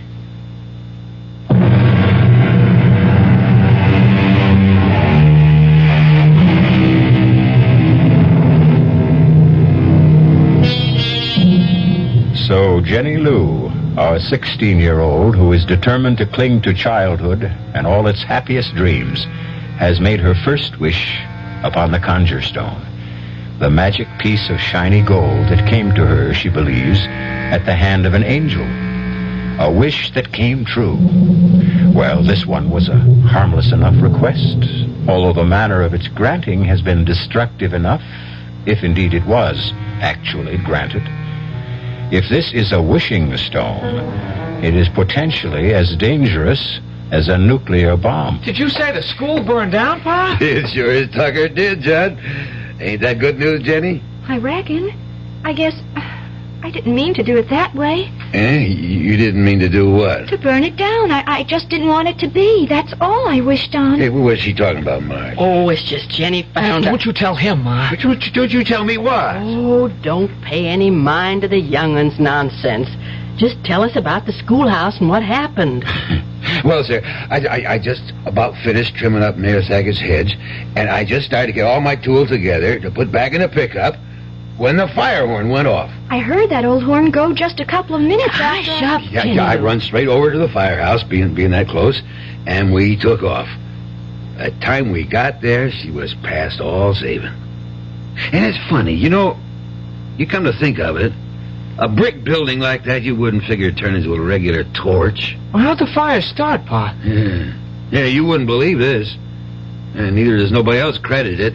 But according to old Sam Wallace, all of a sudden, a flaming arrow comes straight out of the sky and cut right through the brick walls and everything and hit the oil tank and blew her wide open. That drunken old no-good, some custodian. I'll bet he was drinking and dropped one of those foul old stogies he smokes into all that rubbish he's too lazy to clean out of the cellar. Yeah, it could be. It's what most everyone thinks. Still... Still what? It's hard to tell someone who wasn't there. But damn if the way he told that story didn't make you stop at least once to think on it. What do you mean? Well, it's the first time I ever seen that old booze hound with his eyes put together like he really was seeing what he talked about. Anyways, we talked enough. Hey, something to eat around here. I got it warming. I'll serve it right away. Pa, Yes, sugar. that flaming lightning bolt you said, how long before the fire horn sounded did it come? Oh, well, according to Sam's story, he lit out next door to the gas station and called the fire department. Well, couldn't have been more than a couple of minutes. See, Judd? It did so work. Okay, if you want to believe it. What are you kids talking about? Well, forget it, Pa. Just kid talk. Oh, I'm too old to share. Oh, no, if you want to. Oh, sure I do. Well, Pa, it's just for no mind. Jenny and me's got to be getting to bed. With no school to worry about tomorrow? If there's no school, there's plenty of chores they can catch up on in the morning. Scoot now, both of you. I'm serving your Pa dinner. Good night, Pa. Let's go, Jen. But I wanted to You tell... get on upstairs. It's past your bedtime. Yes, Ma. Good night, Pa. Good night, kids. Did you have to chase him off to bed? Little enough chance I get to see him. It's little enough chance you make to see him. Oh, lay off, will you, Marge? I'm not even laying on. If you stuck a little closer to home than to the other woman, maybe you'd know what goes on around your own house. Now, what other woman? Now, dang I'm it. talking about Lady Luck, or whatever name you want to call her. My rival. Lady Luck. Whatever makes you gamble, Tom, one way or another, it's going to be the end of us. You ever going to see that before it's too late?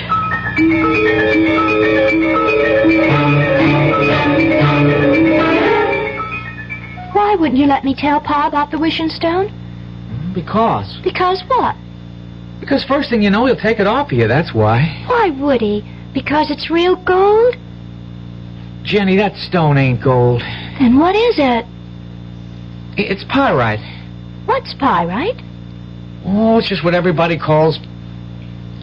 Well, it's a sort of metal. Well, anyways, whatever it is, it's real precious to me. It's my lucky charm. Well, that's why you better not let Pa know what you think about it. Why? Well, you know what he's like. He cares about gambling more than he cares about anything, and all gamblers are real superstitious. Now, if he knew you had a lucky piece, especially if he heard the crazy story about you and the school burning down, he'd have it offer you so fast that it'd set your head to spinning. It isn't crazy. You heard me wish on the stone for no school, and now there is no school. That was just happenstance. You don't think it happened just 'cause I wished it? Of course it didn't. Then I'm going to prove it to you. What do you want me to wish for? I don't want you to wish for nothing. I got to show you. Look here now. I'm going to wish... Jenny. What, Judd? Oh, you sound so funny. Well, maybe it's 'cause I feel like that. What way? Well, sort of, well, you know, superstitious like. It sort of gives you goosebumps if you think on it. What does? Well, now look, Jenny, supposing... Now, I'm not saying it did fall out this way, but supposing you did get what you wished for. You were the one yourself said you didn't mean to get it the way you did. No, that's for sure I didn't. I didn't want the schoolhouse to go on fire. Gosh, Judd. Oh, just supposing someone had been in there and got caught in the fire. Or a whole lot of folks. That's kind of what I'm saying. And my wish could have burned them all up. But the angel gave it to me. For sure, he couldn't have meant nothing bad to happen. I don't have to throw it away, do I, Judd? I can keep it. Well, that won't do no harm, so long as you don't wish on it. I guess I'll just put it away for my keepsakes. And I'll never use it unless... Unless what? Unless the angel comes and tells me to. Well, that's a right good idea, Jenny. And remember, don't let Pa get wind of that there stone. There wouldn't nothing hold him back from using it, even if he didn't believe in it.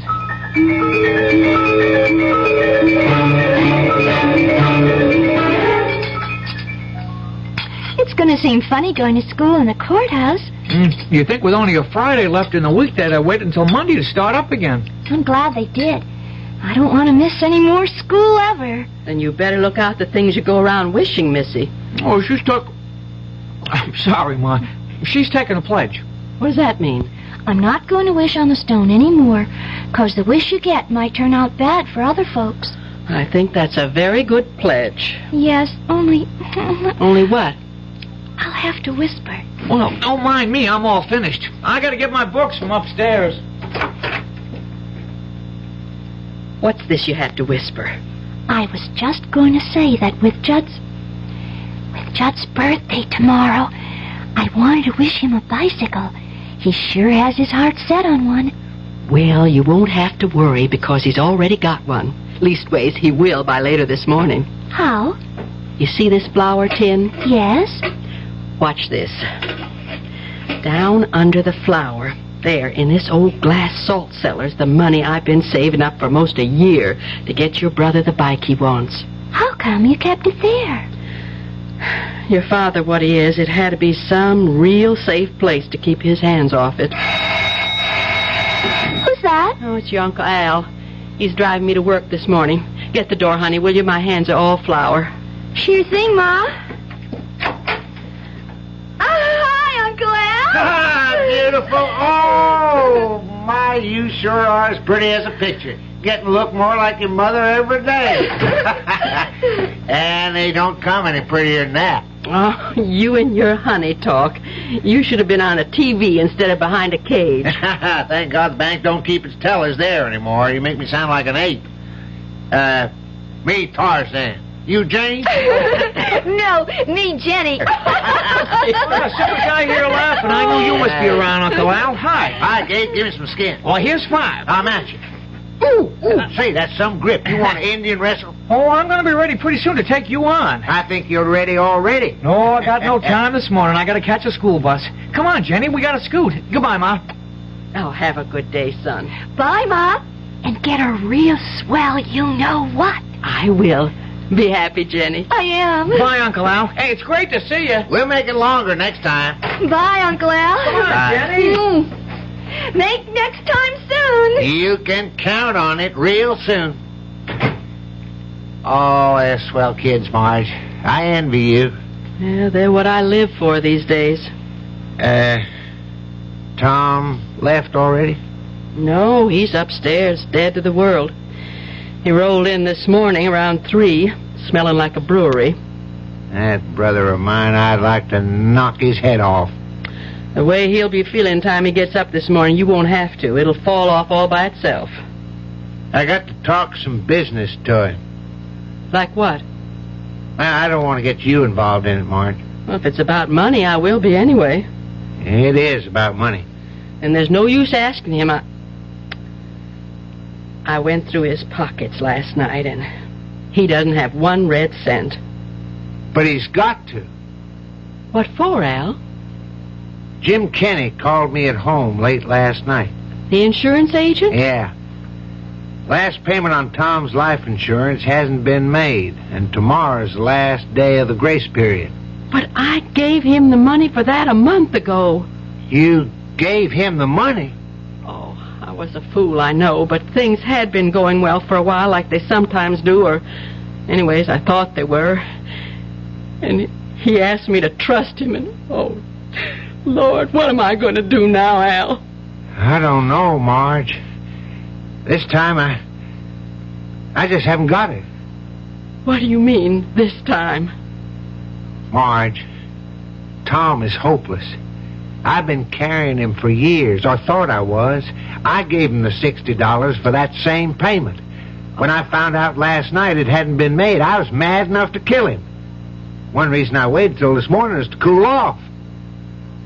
I'd help you out, Marge, but I can't. I had to take out a new loan to raise the cash for Tom. I can't let the insurance go. You'd have a tough time getting a new policy written if this one lapses, but how? Nearly a year I've been saving it for a bike for Judd's birthday tomorrow. Instead... I'm going upstairs to beat the... No, take me downtown, Al. I just can't face Tom this morning. I'll have it out with him tonight.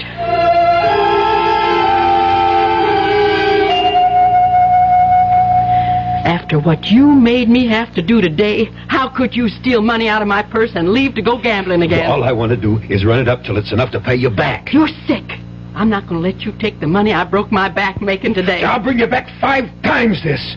And you're not stopping me. Oh, yes, I will. I'm warning you. You stop hanging on to me. I got to, Tom. You just can't do this to us anymore. Just lay off of me. Tom, you can't do this to us again. I got the luck tonight. I can feel it all going for me. The way you always feel. Please. Let go of me. You want to put the whammy on me? I said... Tom! Let go.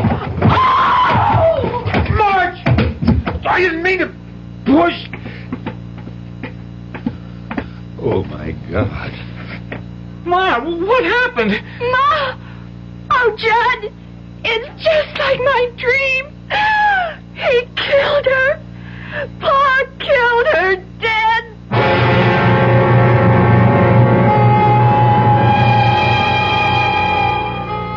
The terror of addiction. Step by step, it grows to envelop the addict till it becomes his whole world, shutting out everything else.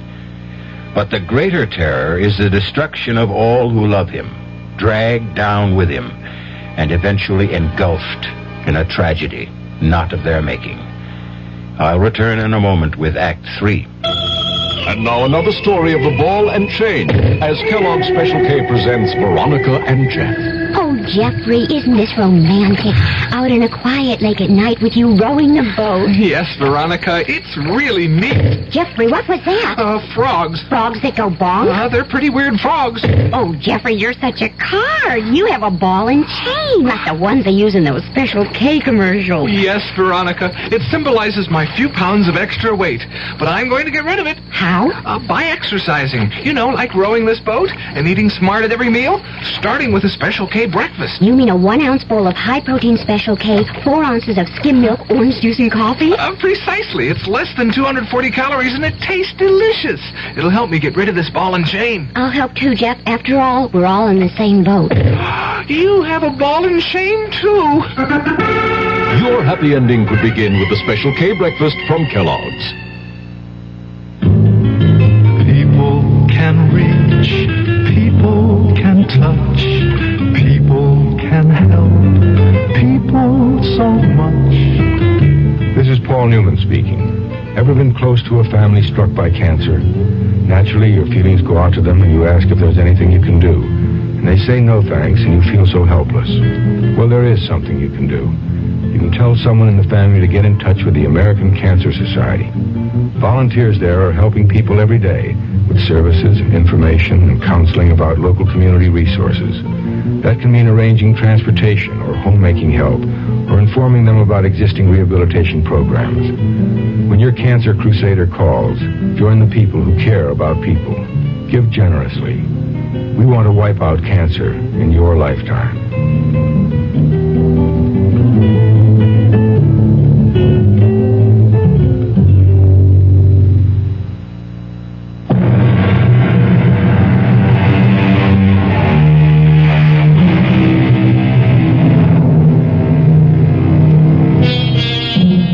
An endless moment in time.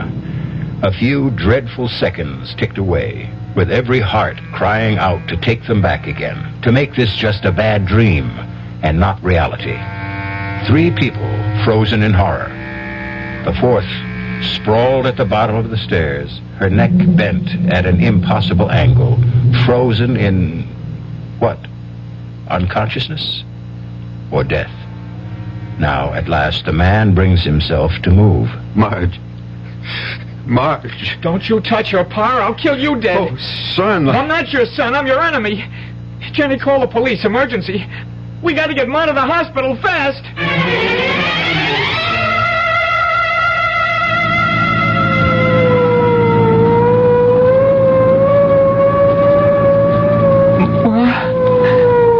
Ma.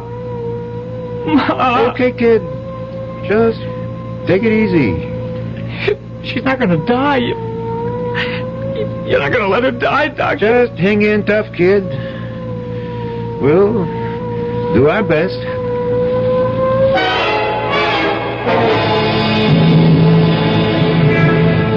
I should have gone with the ambulance. You're sticking right with me, brother. We see how your wife makes out. No. Look, officer, you don't think she's... Well, for the sake of your own skin, you better hope she isn't. But it was an accident. Well, the way that boy of yours reacted looked like he wasn't so sure. Now, we got to get moving. What happened to your daughter? Huh? Oh, Jenny, she went back to get something. Where are you taking us? Well, the hospital. First, anyways. Oh, here she comes. Come on, shake a leg, kiddo. I had to get something very important. Okay. Hop in the front with my buddy, Officer Franks.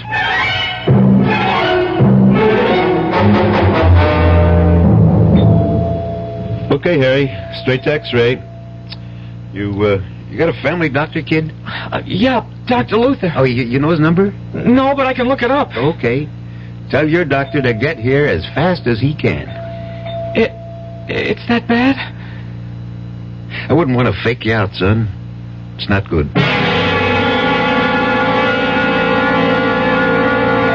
And I phoned Dr. Luther. He's on his way here. Is Ma gonna die, Judd? I don't know. I'm scared, real scared. So am I. Judd? What? I'm gonna break my pledge. You forgive me? What pledge? I brought the wishing stone. I'm gonna wish on it. I'm gonna wish that Ma's gonna be all right, just like it never happened. If you want to, Jenny, go ahead. Can't do no harm. Oh, it can't do no harm. For me to use my wishing stone? Your what? Shh, quiet. I'm wishing right now.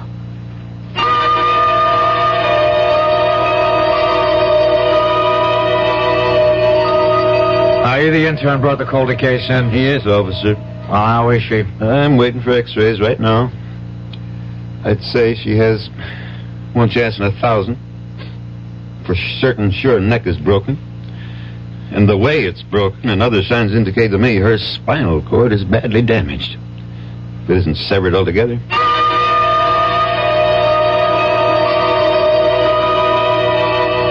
I just can't understand it, Dr. Luther. When I brought Mrs. Calder in, I'd have sworn she was in deep coma. I was sure her neck was broken, spinal cord severed. There's no indication of that from my examination of her. Not the slightest in these x-rays. I know, but not in this second set. Was there a first? Yes. And that's the funny thing. When we developed them, everyone was fogged. And we don't know why. Well, these are perfectly clear. So is my patient's condition. I see no reason why she shouldn't go home. Cheer up, son. All interns make mistakes. I made a few buttes in my time. And I'll say this for you. If you have to make one, make it on the gloomy side. They're the ones that don't hurt anyone or anything. Except maybe your pride. But I can't understand it. That cop said it flat out that Marge was a goner. Well, maybe he was just trying to put the fear of God into you. Well, if he was, he sure succeeded. If it'll do any good. You think I made a stone, Judd?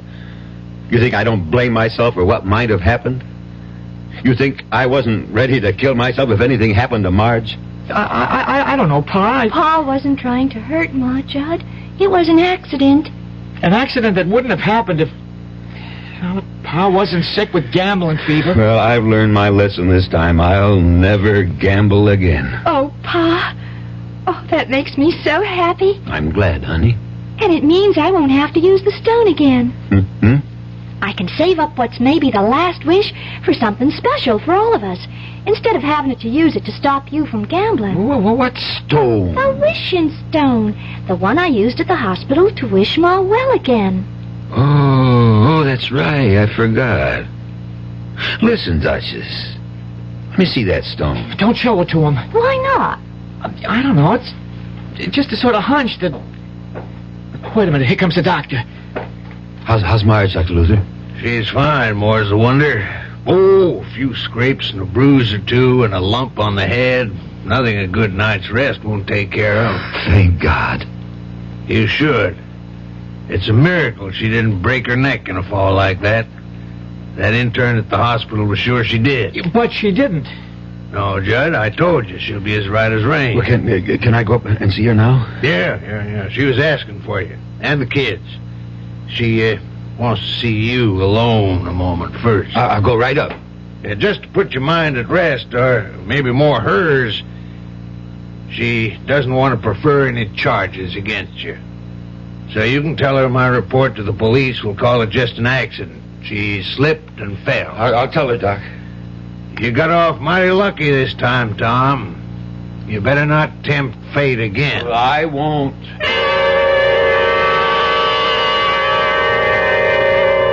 No, I mean it, Marge. Just give me another chance. I didn't see how I could, Tom. I never meant to throw you down those stairs. Oh, not because of that. The last straw for me was taking a chance away from Judd to have something he wanted more than anything in the world, his bicycle. You should just have let the insurance go. How could I, Tom? With 2 kids to bring up, if anything happened to you, Not that I want anything to happen to you. You gonna take me back, Marge? I don't know, Tom. It's hard for me to feel for you what I once felt. But if you're going to promise me you'll quit the gambling for the children's sake, we'll try to make a go of it. You won't be sorry, Marge. I hope not. I just wish I knew how to make it up to Judd tomorrow. If there was something I could pawn. You haven't left anything in this house that you could. Except the one thing you could never get your hands on. Well, what's that? My wedding ring. Do you think I could get enough on that? Well, not enough to pay for it all, but for a down payment. Then I'll take that night job cleaning sewers you made me turn down to pay it off. I don't want you working in any sewers. Anyway, you can't work day and night. Well, I can't till I get Judd his bike. Well, we'll see. I'll take the ring down in the morning. No, sir. Dr. Lewis doesn't want you out of bed. I'll take it down. You? Can't you trust me, Marge? Well, if you can't trust me now, then what hope do I have, or any of us, I can ever be trusted? Well, you got to. Or I swear to God, I'd just as soon be dead. All right, Tom. I'll trust you.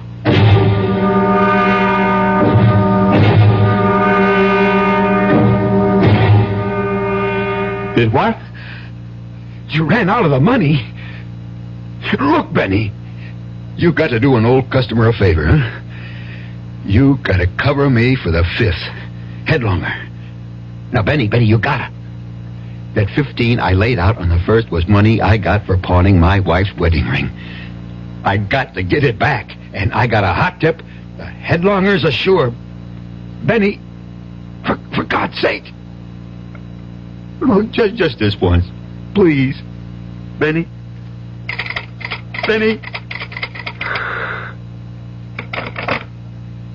What am I going to do?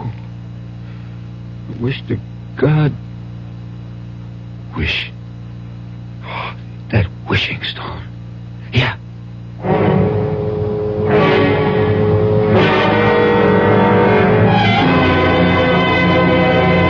Where's Jenny, Judd? Oh, I left her down by the pond. We were skipping stones. I just came up to see how you were feeling. Fine. I'm going to get up. Your pa didn't get back yet, did he? No, ma'am. I ain't seen him since early morning when he pulled out in the pickup. Well, you go on back down and keep Jenny company. I'm going to bake me a cake so we can have a real birthday celebration. Oh, it's all right, Ma. I don't need a cake. You're going to get a lot more than you bargained for. Now, go on.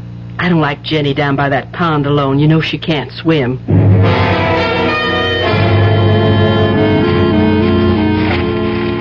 What? Hi, Pa. What are you doing up on top of the rock here? Oh, just sunning myself and listening to the birds. Jenny, hey, you know that wishing stone you talked about? Yes? Is it gold? You want to see? Yeah. Here. Oh, damn. It's nothing but pyrite. Isn't that a kind of gold? Yeah, fool's gold, and not even worth as much as a piece of charcoal. No, Pa. No. Don't throw it away. It's still good for one wish. You think this makes any wishes come true? It made the school burn down, and Ma got her neck unbroken. You're a Ma. Why'd you grow up and stop your daydreaming? Don't you know nobody ever got nothing by wishing? I've been doing a kind of wishing all my life. Look at where I end up now. Well, I'm going to wake up your little Miss Bright Eyes to show just how tough a world this is. Pa! Please don't get mad. If this was a wishing stone, well, nobody ever needed it more than me right this moment. So look at this. I'm going to make a wish. I need money. I need it bad. So I'm going to wish that old Nick himself comes climbing up out of the middle of this pond with a sack of gold on his back for me. And I ain't going to be greedy. And I ain't going to ask for much. Just say like a 10, no, make it $20,000. Okay. Now, I'll rub the stone, and I wish. You see? It ain't no wishing stone. It don't make dreams come true. It's a nothing. Ah! Oh, Jenny, help me! Pa!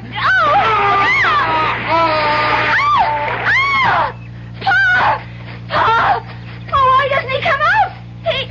Help! I can't swim! John! Help! It's Pa!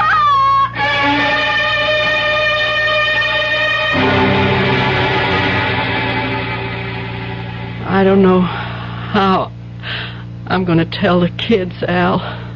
They're not really children anymore, Marge. They know. I guess I do baby them. I won't anymore. In a lot of ways, they're better off.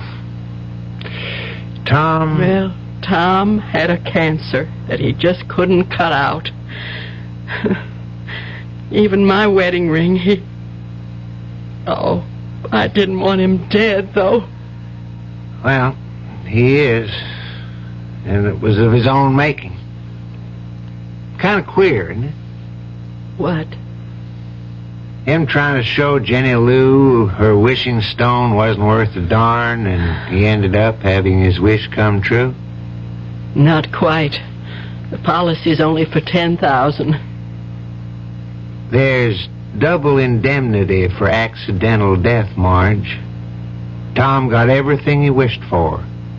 The full $20,000.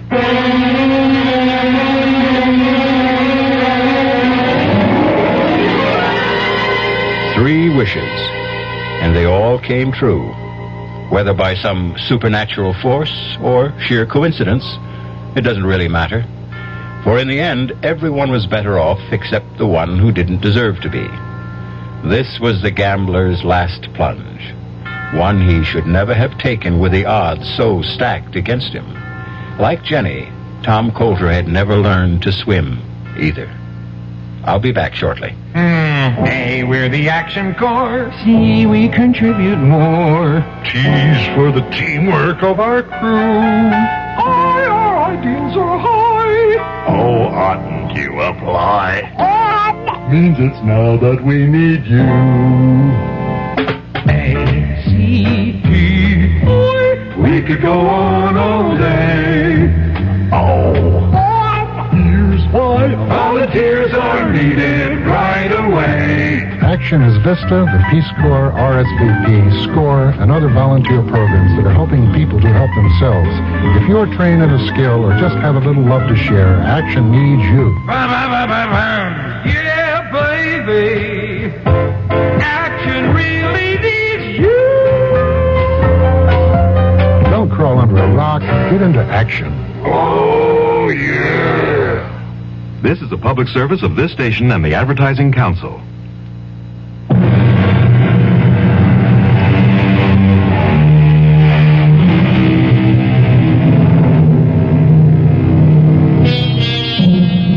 As for the wishing stone itself, since it lies buried deep somewhere in the mud at the bottom of the pond, no one will ever know if it had the power to grant wishes. For Jenny, like all of us, had no escape from a common fate that soon befell her. She grew up and inherited a mantle that only Peter Pan seems to have escaped. She stopped believing in magic. Our cast included William Prince, Clarice Blackburn, Ann Costello, Jack Grimes, and Robert Dryden. The entire production was under the direction of Hyman Brown. And now, a preview of our next tale. Your husband? You dreamed? It was no dream. Oh, it was my husband. His ghost. Oh, for the love... Rory stood at the foot of my bed, and he begged my forgiveness for leaving me a pauper and breaking my heart. And he said, Jessica, I promise you'll live in Gormley House again. And then he vanished.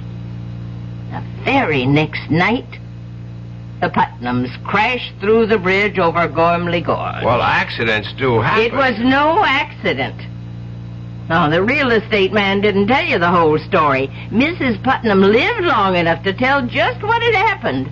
The Putnams didn't go off the bridge by accident. They were driven off it. Forced to swerve off it by an oncoming car. A car driven by a skeleton. Radio Mystery Theater was sponsored in part by Anheuser-Busch Incorporated, brewers of Budweiser. This is E.G. Marshall inviting you to return to our Mystery Theater for another adventure in the macabre. Until next time, pleasant dreams.